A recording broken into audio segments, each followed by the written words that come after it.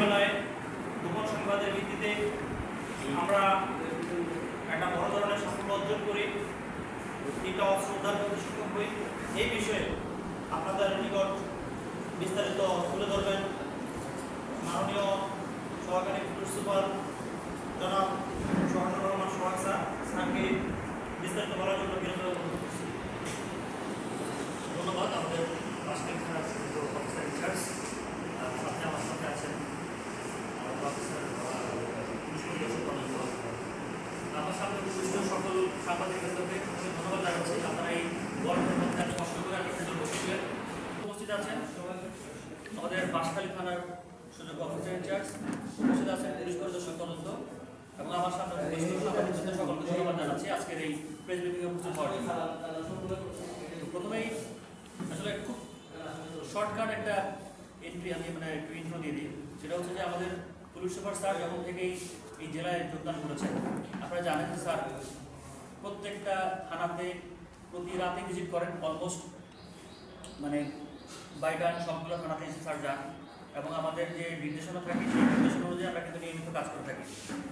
তো সেই police super স্যারের নির্দেশনা মতো আমরা বাঁশখালী থানার আমরা চট্টগ্রাম পেকুয়া যে মহাসড়ক আছে সেই সড়কে আমরা নিয়মিতভাবেই আমরা চেকপোস্ট করে থাকি।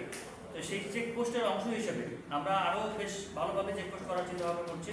তো সেই চেকপোস্টের অংশ হিসেবে কালকে আমাদের অফিসার ইনচার্জ বাঁশখালী থানা তার নেতৃত্বে আমাদের এসআই জামাল হোসেন এবং তার সঙ্গীয় ফোর্স গতকাল আজকে সকালবেলা সকাল 6টায় তারা একটা চেকপোস্ট করে আমাদের থানা বিল্ডিংয়ের সামনে, থানার রাস্তায়। তো সেখানে আমরা 6টা 30-এর দিকে একটা সিএনজি দেখতে পাই। গোপন সংবাদের ভিত্তিতে যখন আমরা সিএনজির খবর পাই যে একটা সিএনজি আসতেছে, আমরা একটা গোপন সংবাদের ভিত্তিতে যখন খবরটা পাই, তো সেখানে আমরা সিএনজিটাকে আটক করি, আটকানোর পরে তো সঙ্গীয় ফোর্সের সহায়তা তাদেরকে আমরা নামাই সিএনজি থেকে।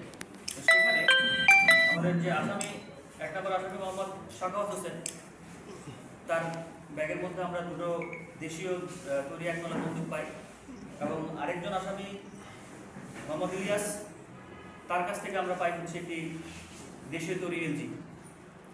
তো আমরা প্রাথমিক জিজ্ঞাসাবাদে যতটুকু জানতে পেরেছি যে তারা পেকুয়া থেকে এই 2টি 1 নলা বন্দুক এবং একটা দেশীয় তৈরি এলজি তারা মসজিদ থেকে নিয়ে যাচ্ছিল। তো প্রতিমধ্যে আমাদের চেকপোস্টে এরকম একদম তৎপরতার কারণে তারা এই জায়গায় ধরা পড়ে যায়। তো পরবর্তীতে আমরা